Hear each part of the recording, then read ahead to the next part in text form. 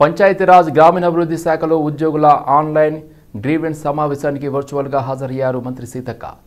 సచివాలయం నుండి సమావేశానికి హాజరు కావాల్సి ఉన్న ములుగులో గవర్నర్ పర్యటన నేపథ్యంలో ములుగు బయలుదేరిన సీతక్క ప్రయాణంలోనే ఉద్యోగుల సర్వీస్ సమస్యలు విన్నారు. పీఆర్ఆర్డీ శాఖలో ఉద్యోగుల సమస్యల పరిష్కారానికి వినూత్న పద్ధతి అవలంబిస్తున్నామని చెప్పారు. సచివాలయం చుట్టూ తిరగకుండానే మీ సమస్యలు పరిష్కారం అవుతాయన్నారు. మంత్రివర్గం పై స్థాయిలో పరిష్కారం కావాల్సిన సమస్యలను నివేదించి పరిష్కారానికి కృషి చేస్తామని వెల్లడించారు. ఈ ఆన్లైన్ ద్వారా ఇంటరాక్ట్ అవుతున్నటువంటి అధికారులకు అందరికీ కూడా హృదయపూర్వక శుభాకాంక్షలు. తప్పకుండా ఫిజికల్గా మీరు రావాలనేది ఏం లేదు. ఖచ్చితంగా ఈ రకంగా కూడా మీరు మీ ఊరు దగ్గర నుంచి మీ డ్యూటీ ప్లేస్ నుంచి మీరు అంటే మీకుండే డౌట్స్ కానీ మీ సమస్యలు కానీ చెప్తే ఖచ్చితంగా మీకు ఆ పరిష్కారాన్ని లీగల్గా ఇబ్బంది లేకుండా లీగల్గా ఉన్నాయన్నీ కూడా మీకు సత్వరమే జరుగుతాయి. మిగతా కొన్ని క్యాబినెట్ కానీ గవర్నమెంట్ లెవెల్లో డెసిషన్ తీసుకునేవి కూడా ఇక్కడ వచ్చినాయి అన్నీ కూడా లోకేష్ గారు సృజన గారు నోట్ చేసి ఆ నోట్ను మాకు పంపిస్తే మేము మన పంచాయతీరాజ్ శాఖలో మేము రివ్యూ పెట్టుకొని మీటింగ్ పెట్టుకొని సార్ట్అవుట్ చేసుకొని వాటి పరిష్కారాన్ని కూడా కృషి చేస్తామని తెలియజేస్తూ ముఖ్యంగా అధికారులు కూడా సమయంతో అదే విధంగా క్షేత్రస్థాయిలో పనిచేయాలి. కొంతమంది చేసే మరి ఉద్దేశపూర్వకంగా చేస్తారా లేదా మమ్మల్ని బ్యాడ్ చేయాలని చూస్తారా? మీరు గవర్నమెంట్ బ్యాడ్ అని ఎవరైనా అనుకొని ఉంటే అది వాళ్ళ మూర్ఖత్వం అవుతుంది. నిన్న ఎక్కడ మంచిర్యాలలో మరి ఒక ఓల్డ్ ఏజ్ ఆమె దగ్గర నుంచి వాళ్ళ కొడుకు ఏదో డబ్బులు కట్టలేదని పెన్షన్ కట్ చేసిరని వచ్చారు. ఇట్లా కొంత విచక్షణ మానవత్వం ఇవన్నీ చూసుకొని పనిచేయాలి. కానీ ఇష్టం వచ్చినట్టుగా చేసి దాన్ని ప్రభుత్వం మీద రుద్దితే ఖచ్చితంగా రిమూవల్ ఫ్రమ్ సర్వీస్ అనేది కూడా ఉంటుంది. సస్పెండ్ కాకుండా సస్పెన్షన్తో పాటు ఇది కూడా ఉంటుంది. మీరు ఓకే అనుకోకుండా తప్పు దొరికింది లేదా బై మిస్టేక్ లేదా అక్కడక్కడ చిన్న చిన్న మిస్టేక్ కానీ ఉద్దేశపూర్వకంగా చేస్తే మాత్రం ఖచ్చితంగా వాటి పూర్వపరాలు సేకరించి చర్యలు తీసుకుంటాం. మీరు అందరు మా కుటుంబ సభ్యుల్లాగా మేము మీకు ఈ బర్డన్ ఉండొద్దు, ఆఫీస్లో చుట్టూ తిరగొద్దు, మీ టైం వేస్ట్, మీ డబ్బులు దండగా మీరు సమస్యలలో ఉంటారు కాబట్టి మళ్ళీ మేమున్న కాడికల్లా మీరు అవడం ఇబ్బంది అని ఇది పెట్టడం జరిగింది. కాబట్టి ఈ రోజు నుంచి నిన్న మొన్న కూడా కొన్ని గ్రామ కార్యదర్శులు ఇల్లుల కాడ కూడా కొంత అవి ఇవి ఏదో ప్లాన్ చేసిరు అనేది కొన్ని ఆరోపణలు వచ్చినాయి. సో మన డిపార్ట్మెంట్ మీద ఎవరైనా తప్పుడు ఆరోపణలు చేస్తే మీరు వెంటనే ఖండించాలి. మీ తప్పు లేకుంటే, తప్పు ఉంటే మాత్రం ఖచ్చితంగా చర్య తీసుకోవడం జరుగుతుంది. అందుకని మీ సమస్యల వలయంలో ఊకే ఇటు అటు తిరగడం కాకుండా డ్యూటీ మీద కూడా కాన్సన్ట్రేట్ చేయాలనే ఉద్దేశంతో ఇది చేయడం జరిగింది. సార్ ఇవన్నీ కూడా సార్ట్అవుట్ చేయండి. మళ్ళీ మనం ఈ 4-5 రోజులలో ఎన్ని సమస్యలు వచ్చినాయి, ఎన్నిటికి మీరు ఇప్పటి వరకు అంటే మనం అట్లా డైరెక్ట్గా మనం ఈ ఆన్లైన్ ద్వారా పరిష్కారం చూపించగలుగుతున్నాము. సంగారెడ్డి జిల్లా అమీన్పూర్ మున్సిపల్ పరిధిలో 2,38 లక్షల రూపాయల అంచనా వ్యయంతో చేపట్టనున్న వివిధ అభివృద్ధి పనులకు శంకుస్థాపన చేశారు ఎమ్మెల్యే గూడెం మహిపాల్ రెడ్డి. అనంతరం పటేల్గూడ పరిధిలో నిర్మించిన రిజర్వాయర్ నుండి మంచినీటి సరఫరాను ప్రారంభించారు. అమీన్పూర్ మున్సిపల్ పరిధి విలీనమైన గ్రామాల అభివృద్ధికి ప్రత్యేక ప్రణాళిక ద్వారా నిధులు కేటాయిస్తున్నామని తెలిపారు. అర్హులైన ప్రతి ఒక్కరికి ప్రభుత్వ సంక్షేమ పథకాలు అందిస్తామని అన్నారు. పార్టీలకు అతీతంగా ప్రతి ఒక్కరిని అభివృద్ధిలో భాగస్వాములను చేస్తున్నామని తెలిపారు. విలీన గ్రామాల పరిధిలో ఏర్పాటు అవుతున్న కాలనీలలో మౌలిక వసతుల కల్పనకు కృషి చేస్తున్నామని పేర్కొన్నారు. మున్సిపల్ ఫండ్తోని ఈరోజు ఇనాగ్రేషన్లు చేసుకోవడం జరిగింది. అలాగే HNWS రిజర్వాయర్లు 12,13,00,000 రూపాయలతోటి అదిగిట వాటర్ వదలడం జరిగింది. మొత్తం 14,50,00,000 రూపాయలు ఈరోజు ఇనాగ్రేషన్లు కంప్లీట్ చేసుకోవడం జరిగింది. ఈ కార్యక్రమంలో స్థానిక మున్సిపల్ చైర్మన్ పాండురంగారెడ్డి గారు, వైస్ చైర్మన్ నరసింహగౌడ్ గారు, ఎక్స్-ఎంపీపీ దేవానంద్ గారు, ఎక్స్-జడ్పీటీసీ సుధాకర్ రెడ్డి గారు, మాజీ సర్పంచులు, మాజీ ఎంపీటీసీలు, స్థానిక నాయకులు, జీపీ మెంబర్లు, కౌన్సిలర్లు, అలాగే మున్సిపల్ కమిషనర్ గారు, మున్సిపల్ సిబ్బంది, అధికారులకు అందరికీ పేరు పేరున పత్రికా సోదరులకు ధన్యవాదాలు తెలియజేస్తూ ఈరోజు కొత్తగా విలీనమైన గ్రామ పంచాయతీలే కాకుండా 4 రోజుల నుంచి 3 మున్సిపాలిటీల గిట వీళ్ళకి 25వ తారీఖు 26 తారీఖు నాడు వీళ్ళకి 5 సంవత్సరాలు పూర్తి కాలం కంప్లీట్ చేసుకోబోతా ఉన్నారు సంపూర్ణంగా. అవన్నీ వారు 5 సంవత్సరాల కాలంలో చేసిన వర్కులు కానీ చాలా చేయడం జరిగింది. అందులో లాస్ట్ పీరియడ్లో చేసే వర్కులకు స్టార్టెడ్, నాన్ స్టార్టెడ్, ఆన్గోయింగ్ వర్కులు అన్ని గిట ఈరోజు స్టార్ట్ చేసుకోవడం జరిగింది. ఇవన్నీ గిట స్థానిక ప్రజల కోరిక మేరకు స్థానిక సమస్యలన్నీ సేకరించి ఎప్పటికప్పుడు మౌలిక వసతులు సమకూర్చాలని, రోడ్లు కానీ, డ్రైన్ కానీ, కరెంటు కానీ, వాటర్ కానీ ఏ ఒక్క సమస్య గిట ప్రజలకు ఇబ్బంది లేకుండా చూడాలనే ఆలోచనతో ఇవన్నీ ప్రణాళికబద్ధంగా తీసుకొని ముందుకెళ్తా ఉన్నాం. తప్పకుండా రాబో కాలంలో గిట కూకట్పల్లి బీఆర్ఎస్ ఎమ్మెల్యే మాధవరం కృష్ణారావును పోలీసులు గృహ నిర్బంధం చేశారు. ఈ తెల్లవారుజామున ఆయన నివాసానికి పెద్ద సంఖ్యలో చేరుకున్న పోలీసులు ఆయన్ను హౌస్ అరెస్ట్ చేశారు. మాజీ కార్పొరేటర్ మాధవరం రంగారావును కూడా గృహ నిర్బంధం చేశారు. కేపీహెచ్బీ డివిజన్లో హౌసింగ్ బోర్డు స్థలాలను వేలం వేస్తున్న నేపథ్యంలోనే వారిని హౌస్ అరెస్ట్ చేశారు. ప్రభుత్వ భూములను అమ్ముకునేందుకు కాంగ్రెస్ ప్రభుత్వం యత్నిస్తుందని విమర్శించారు.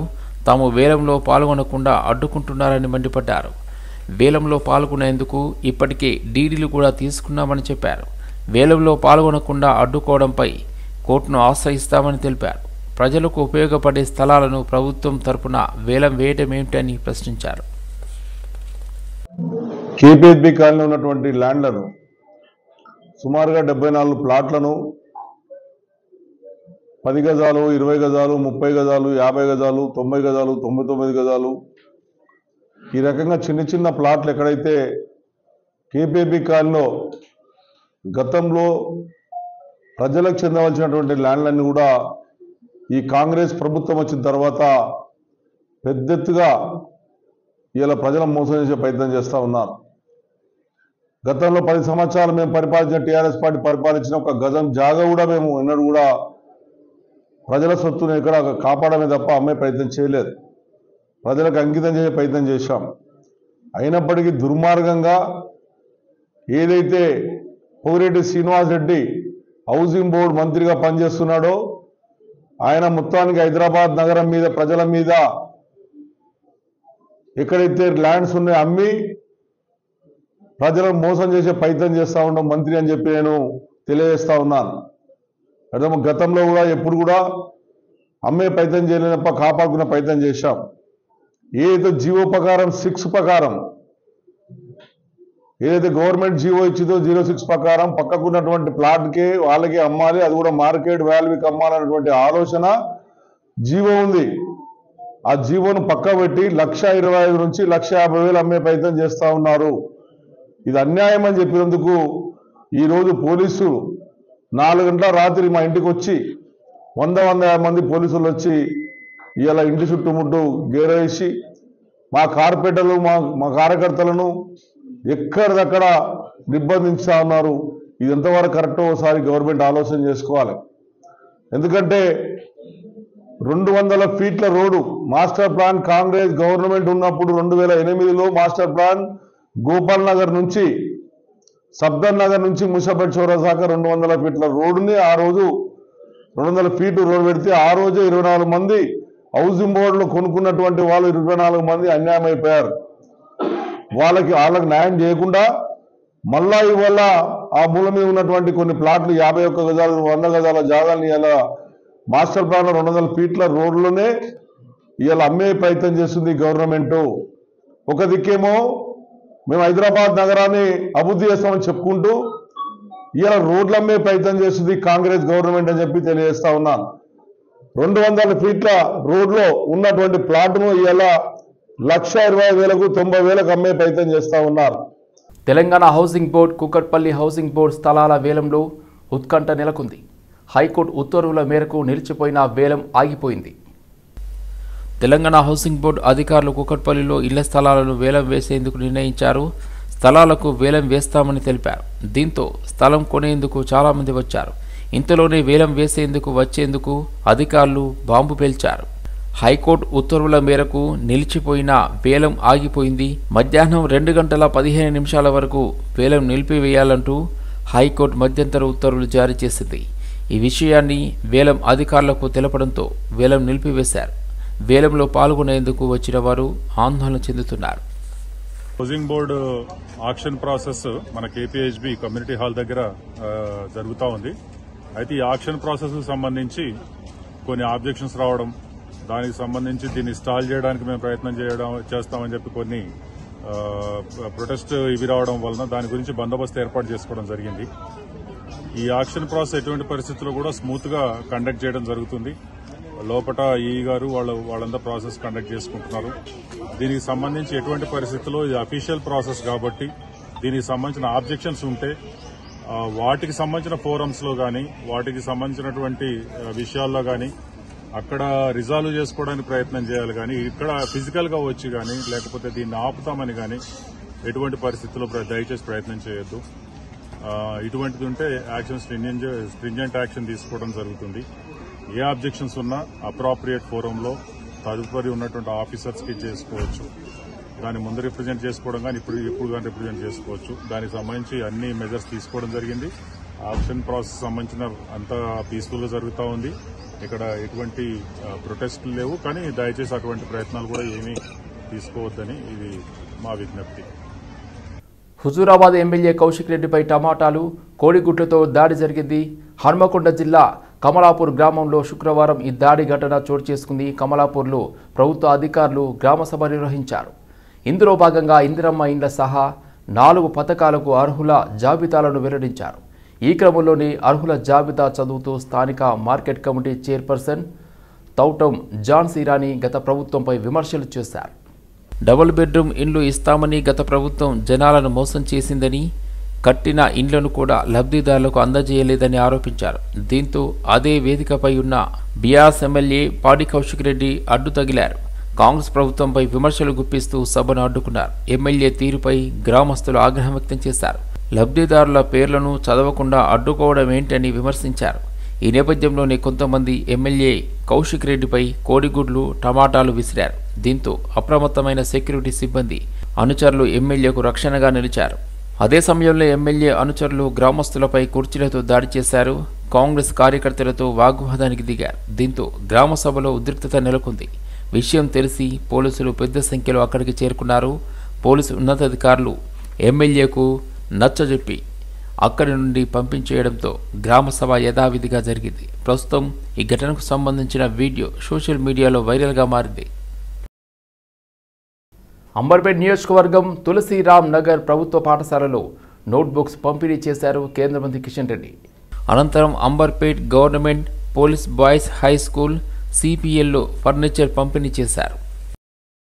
తెలంగాణ రాష్ట్రంలో 1000 డిప్యూటీ సర్వేయర్ ఉద్యోగాలను VRO, VRL ద్వారా కాకుండా BTech, diploma, ITI, civil engineering అభ్యర్థులచే డైరెక్ట్ రిక్రూట్మెంట్ TGPSC ద్వారా భర్తీ చేయాలని బీసీ సంక్షేమ సంఘం జాతీయ అధ్యక్షులు MP R కృష్ణయ్య డిమాండ్ చేశారు. నిరుద్యోగ JSC చైర్మన్, బీసీ సంక్షేమ సంఘం రాష్ట్ర వర్కింగ్ ప్రెసిడెంట్ నీల వెంకటేష్ ఆధ్వర్యంలో OU ఇంజనీరింగ్ కళాశాల నుండి ఆర్ట్స్ కళాశాల వరకు నిరుద్యోగ విద్యార్థులతో భారీ ర్యాలీ నిర్వహించారు. రాష్ట్ర ప్రభుత్వం డిప్యూటీ సర్వేయర్ పోస్టులను ఇంటర్, 10th అర్హత కలిగిన VRA, VROలతో కాకుండా బీటెక్, సివిల్ ఇంజనీరింగ్ చేసిన విద్యార్థులతో భర్తీ చేయాలని అన్నారు. ఎలాంటి టెక్నికల్ నాలెడ్జ్, విద్యార్హతలు లేనటువంటి వారిచే భర్తీ చేసినట్లయితే భూ సర్వేల్లో తప్పులు జరిగే అవకాశం ఉంది అని, టెక్నికల్ అర్హత కలిగినటువంటి ఇంజనీరింగ్ విద్యార్థులతో భర్తీ చేసినట్లయితే సరైన సర్వేలు లభిస్తాయని తెలిపారు. వేలాది మంది విద్యార్థులు కోచింగ్ తీసుకుని నిరుద్యోగులుగా ఉన్నారు అని గుర్తు చేశారు. కాబట్టి అన్ని అర్హతలు ఉన్నటువంటి ఇంజనీరింగ్ విద్యార్థులతో డిప్యూటీ సర్వేయర్ పోస్టులు భర్తీ చేయాలని డిమాండ్ చేశారు. ఈ నూతన డిప్యూటీ సర్వేయర్లను బీఆర్ఓలు కట్టబెట్టే అవకాశం ఉంది. మేము గత 2 నెలల నుండి ఈ ఉద్యమాన్ని చేస్తున్నాము. దాన్ని కన్సిడర్ చేయకుండా బీఆర్ఓలను డైరెక్ట్ బీఆర్ఓలను భర్తీ చేసే అవకాశం, అంటే డిప్యూటేషన్ ద్వారా భర్తీ చేసే అవకాశం ఉంది. ఈ డిప్యూటీ సర్వేయర్ అనేది ఒక టెక్నికల్ పోస్ట్, టెక్నికల్ క్వాలిఫికేషన్ ఉన్న BTech in civil, ITI in civil, diploma in civil అభ్యర్థులతో భర్తీ చేయాలని మేము కోరుకుంటున్నాం. మందిగా తరలి రావడం, మరి డిప్యూటీ సర్వే పోస్టులను 1300 ఉంటే మరి 1000 పోస్టులు భర్తీ చేయడానికి ముఖ్యమంత్రి గారు హామీ ఇవ్వడం జరిగింది. మరి ఈ 1000 పోస్టులు కూడా డిప్లొమా, ఇంజనీరింగ్, బీఈ, అదేవిధంగా ఐఐటి, ఐటీఐ ఇవన్నీ చేసినటువంటి వాళ్లతోని, నైపుణ్యత ఉన్న వాళ్ళతోని ఫిలప్ చేయాల్సిన బాధ్యత రాష్ట్ర ప్రభుత్వం మీద, అదేవిధంగా రెవెన్యూ మినిస్టర్ గారికి ఉంది. కానీ అర్హులైనటువంటి వాళ్లను పక్కకు పెట్టి వీఆర్ఓ వాళ్లకు 10th, ఇంటర్ చదివినటువంటి వాళ్లకు ఈ పోస్టులను భర్తీ చేయడం అనేది ఏ రకంగా సాధ్యమవుతుందని చెప్పి నేను మినిస్టర్ గారికి, ముఖ్యమంత్రి గారికి నేను డిమాండ్ చేస్తున్నా. వీటిని అవకతవకలు జరగకుండా ఇవాళ డాక్టర్ చేసే వృత్తిని ఇవాళ లాయర్లు చేసే విధంగా, ఆపరేషన్లు చేసే విధంగా రాష్ట్ర ప్రభుత్వం మరి మంత్రివర్యులు, రెవెన్యూ మినిస్టర్ చేసే పద్ధతి అట్లా ఉంది. సర్వే నోటిఫికేషన్ రావడం అనేది జరిగింది. దానికి only diploma civil, BTech civil అర్హత ఉన్న వాళ్ళతో మాత్రమే భర్తీ చేయడం అనేది జరిగింది. గవర్నమెంట్ ఇప్పుడు ఏం చేస్తుందంటే ఇంటర్మీడియట్ క్వాలిఫికేషన్, ఎలాంటి టెక్నికల్ సబ్జెక్ట్ లేని ఇంటర్మీడియట్ క్వాలిఫికేషన్ వాళ్ళతో ఫిల్ చేస్తామని అంటున్నారు. ఇప్పుడు అలా ఆ నిర్ణయం తీసుకోవడం వల్ల భూతాగాదాలంటే ఎక్కువ అయితే తక్కువ కావడం అనేది జరగదు. సో మేము ఇప్పుడు ఏమంటున్నామంటే గవర్నమెంట్ మేము టెక్నికల్ సబ్జెక్ట్ చదివి దాని మీద కన్సర్న్ సబ్జెక్ట్ నేర్చుకున్న వాళ్ళం చాలా మంది అవైలబుల్ ఉన్నాం. మమ్మల్ని తీసుకుంటే ఆ పోస్టు మేము న్యాయం చేయడం అనేది జరుగుతుంది.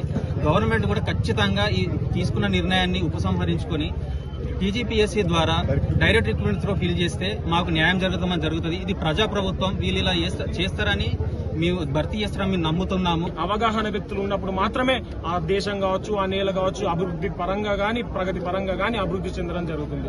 ఈ రోజు రెవెన్యూ వ్యవస్థలో ఉన్నటువంటి డిప్యూటీ సర్వేయర్ పోస్టు మరి ఆ సివిల్ మాత్రమే దక్కాలి. కానీ ఈ రోజు సివిల్ దక్కకుండా 10th చేసిన వాళ్ళకి, ఇంటర్ చేసిన వాళ్ళకి ఇస్తా అంటే అది అవగాహన. వాళ్ళు రేపు వీళ్ళకి బీఆర్ఓలకు ఇచ్చిన తర్వాత రేపు అవగాహన లోపం వల్ల అనర్థాలు జరిగితే దానికి బాధ్యులు ఎవరో రాష్ట్ర ప్రభుత్వం భరించాల్సి ఉంటుంది. కావున మేమేమంటున్నాం అంటే రేపు భవిష్యత్తులో ప్రజావాణిలో కావచ్చు, ప్రగతి భవన్ లో కావచ్చు మీ బాటలు పట్టకుండా, ప్రాబ్లం ఉన్నాయని చెప్పకుండా ఉండాలంటే ఈ రోజు మీరు సివిల్ ఇంజనీర్ తోటే ఆ పోస్టులు అనేది 1000 డిప్యూటీ సర్వేలు భర్తీ చేయాలని మిమ్మల్ని మనస్ఫూర్తిగా కోరుకుంటున్నాం. డిప్యూటీ సర్వేయర్ పోస్టులను రాష్ట్ర ప్రభుత్వం 1000 ఖాళీలు ఉన్నట్టు ప్రకటించింది. ఈ పోస్టులను బీటెక్, బీఈ, సివిల్స్ చేసిన వాళ్ళతో భర్తీ చేయాలని చెప్పి డిమాండ్ చేస్తూ వేలాది మందితోటి ఉస్మానియా యూనివర్సిటీ పాపులర్ ర్యాలీ ప్రదర్శన జరపడం జరిగింది. ఇబ్బంది పడుతున్నారు. 1000 రూపాయలు ఖర్చు పెట్టుకుని ఇంజనీరింగ్ చేశారు, 1000 రూపాయలు ఖర్చు పెట్టుకుని కోచింగ్ చేశారు. వీళ్ళకి జాబ్ ఆపర్చునిటీ చాలా తక్కువ. ఐటీ, కంప్యూటర్ అవి చేసిన వాళ్ళకంటే ఫారిన్, అమెరికా పోతారు, ఆస్ట్రేలియా పోతారు, కెనడా పోతారు, ఇంగ్లాండ్ పోతారు. సివిల్ ఇంజనీరింగ్ వాళ్ళకి విదేశాల్లో అవకాశాలు లేవు. కాబట్టి ఇక్కడనే మన రాష్ట్రంలోనే వీరి సర్వీసెస్ ను, వీరి యొక్క ప్రతిభను మనం వినియోగించుకోవాల్సిన అవసరం ఉంది. అందుకే 1000 పోస్టులు డిప్యూటీ సర్వేయర్ చాలా బల్క్ నోటిఫికేషన్. ఈ పోస్టులను సివిల్ ఇంజనీరింగ్ చేసిన, బీటెక్ చేసిన, బీఈ చేసిన విద్యార్థులకు భర్తీ చేయాలి. లేని పక్షంలో 1 ఇంచు కూడా గవర్నమెంట్ ముందుకు నడవనీయం. ఇంజనీరింగ్ స్టూడెంట్స్ తో పెట్టుకున్న వాళ్ళు ఎవరు ముందర వల్లేదు. పటాన్చెరు నియోజకవర్గం జిన్నారం మండలం కొడకంచి గ్రామంలో తెలంగాణ కంచి కొడకంచి వార్షికోత్సవం గోడపత్రికను ఆవిష్కరించారు. బంగారు బల్లి, వెండి బల్లి కలిగిన క్షేత్రంగా పేరుగాంచిన శ్రీ శ్రీదేవి భూదేవి సమేత శ్రీ ఆదినారాయణ స్వామి వారి బ్రహ్మోత్సవాలు ఫిబ్రవరి 1వ తేదీ నుండి 10వ తేదీ వరకు ఉంటాయని ఆలయ ఫౌండర్, ట్రస్ట్ చైర్మన్ రామోజీరావు తెలిపారు. ముఖ్యంగా 8వ తేదీ నాడు స్వామివారి దివ్య రథోత్సవము ఉంటుందని పేర్కొన్నారు. భక్తులు తరలివచ్చి స్వామివారి ఆశీస్సులు పొందాలని కోరారు. బ్రహ్మోత్సవ కార్యక్రమాలు అత్యంత వైభవపేతంగా భక్తుల సౌకర్యార్థం ఏర్పాటు చేయడం జరుగుతుంది. అందుకు ఇక్కడ ఉన్నటువంటి స్థానిక నాయకులు, మాజీ సర్పంచ్లు ఇద్దరు కూడా ఇక్కడ సహాయ సహకారాలు నిలుస్తారు అని చెప్పి హామీ ఇచ్చిండ్రు. ఈ బ్రహ్మోత్సవాలలో కూడా అందరూ పాల్గొని దిగ్విజయం చేయాలని కోరుచున్నారు. ఆదినారాయణ స్వామి 1వ తారీఖు బ్రహ్మోత్సవాల సందర్భంగా మన పోస్టర్ ఆవిష్కరణ భక్తులతో పాటు కొడకంచి గ్రామస్తులతోని అందరూ సహకరించి మన కొడకంచి ఆదినారాయణ స్వామి అందరూ అన్ని పార్టీలు అనకుండా మన ఆదినారాయణ స్వామి నుంచి అందరూ మన దర్శించడానికి వచ్చిన భక్తులకు సహకారం ఇచ్చి అందరిది మన సహకారం ఉండాలి. హరిణ వనస్థలి నేషనల్ పార్క్ స్థలాన్ని ప్రైవేట్ ల్యాండ్గా చూపిస్తూ కొంతమంది అమ్మకాలు జరుపుతున్నారని, అలాంటి మోసకారుల మాటలు నమ్మి అమాయకులు మోసపోవద్దని శంషాబాద్ డిఎఫ్ఓ విజయానంద్, సరూర్ నగర్ ఎంఆర్ఓ వేణుగోపాల్ తెలిపారు. ఎల్బీ నగర్ మన్సూరాబాద్లోని సర్వే నెంబర్ 7లో 582 ఎకరాల ఫాస్ట్ ల్యాండ్ ఉండగా ఈ భూమి తమ తల్లిదని యూసఫ్ ఖాన్తో పాటు ఆయన భార్య తులసమ్మ అలియాస్ సుల్తానా అమాయకులకు gift deed, sale deed, notary ప్లాట్ల ఫేక్ డాక్యుమెంట్ రాయించి అమాయకులకు అమ్ముతూ మోసాలకు పాల్పడుతున్నారని అధికారులు తెలిపారు. ఫారెస్ట్ ల్యాండ్లో ఎలాంటి ప్లాట్లు లేవని, ఎవరు కూడా ఆ డాక్యుమెంట్స్ కొని మోసపోవద్దని సూచించారు. ఈ నెల 26న గణతంత్ర దినోత్సవం సందర్భంగా సర్వే నంబర్ 7లో జెండా ఎగురవేయబోతున్నట్లు, పెద్ద ఎత్తున ప్లాట్లకు చెందిన వాళ్ళు అక్కడికి రావాలని మహమ్మద్ జిలానీ అనే వ్యక్తి పేరుతో సోషల్ మీడియాలో వీడియోలు వస్తున్నాయని, అలాంటి చర్యలకు పాల్పడితే ఫాస్ట్ యాక్ట్ ప్రకారం కఠిన చర్యలు ఉంటాయని, జైలుకు వెళ్లే పరిస్థితి ఉంటుందని హెచ్చరించారు. బాధితులు పోలీస్ స్టేషన్లో ఫిర్యాదు చేయాలి, కానీ ఫారెస్ట్ ల్యాండ్లోకి వస్తే ఇబ్బందులు తప్పవని అన్నారు. మన్సూరాబాద్ విలేజ్లోని సర్వే నెంబర్ 7లో కొంతమంది క్లెయిమ్స్ వేసుకుంటూ ఇది మా ల్యాండ్, మేము గవర్నమెంట్ని కస్టోడియన్గా పెట్టాము, గవర్నమెంట్ కేర్ టేకర్ మాత్రమే, ఇదంతా మా మదర్ పేరు మీద ఉన్నదని చెప్పి క్లెయిమ్ చేయడం జరుగుతోంది. యాక్చువల్గా మన రెవెన్యూ రికార్డు ప్రకారం సర్వే నెంబర్ 7 మొత్తం కూడా మన ఖాసరా పహాని చూసుకుంటే 54-55 అప్పటి నుంచి కూడా అది సర్కారీ కంచాన వచ్చింది. తర్వాత అది ఎప్పుడైతే నా ఫారెస్ట్ డిపార్ట్మెంట్కి హ్యాండ్ ఓవర్ చేశారో, ఇదంతా అడవి ప్రాంతం కాబట్టి ఎప్పుడైతే హ్యాండ్ ఓవర్ చేశారో అప్పటి నుంచి కూడా ఇదంతా జంగ్లాత్ కంచా అని చెప్పి క్లాసిఫికేషన్ ఉన్నది. సబ్సిక్వెంట్గా ఈవెన్ మన ధరణిలో చూసుకుంటే కూడా ఇదంతా అడవి అని చెప్పి రికార్డ్ అయి ఉన్నది.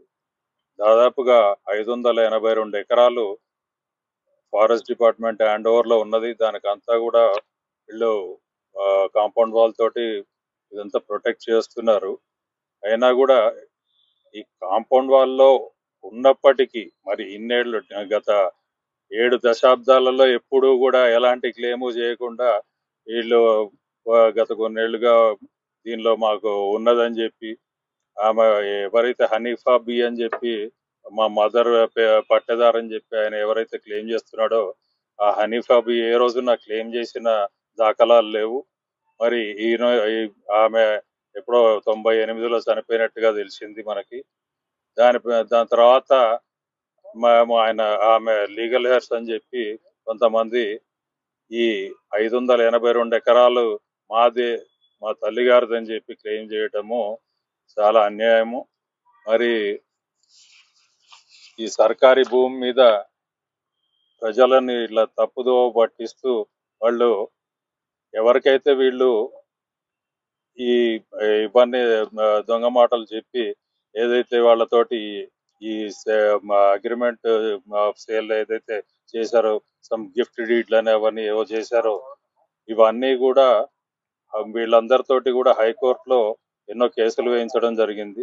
దానిలో ద్వారా కొన్ని అంటే స్టాంప్ పేపర్ల మీద అనామతుగా మా నేషనల్ పార్క్ లో ఒకటే ప్లేస్ని చూపించి ఇంత అని అమౌంట్ తీసుకొని దాదాపు 50,000 మంది దగ్గర తీసుకొని రోజు హైకోర్టులో 200 మందితోటి కేసులు వేస్తున్నాడు కానీ అవన్నీ డిస్మిస్ అవుతున్నాయి, క్లియర్ గా డిస్మిస్ అవుతున్నాయి. ఇప్పుడు తహసీల్దార్ గారు కూడా ఇక్కడనే ఉన్నారు, వారికి కూడా తెలుసు 1954 నుంచి కూడా ఇది సర్కారీ జంగలాత్ అని రాసి ఉన్నది క్లియర్ గా. కాసరా పానీలు కూడా మన దగ్గర ఉన్నాయి. 1994లో మనకు నేషనల్ పార్క్ డిక్లేర్ అయింది. అప్పటి నుండి కూడా మనకు చుట్టూ కాంపౌండ్ వాళ్ళు, మనకు వాకర్స్, ఇవన్నీ కూడా మనకు డీర్స్ కూడా ఇక్కడ డీర్ పార్క్ కూడా ఏర్పరచడం జరిగింది.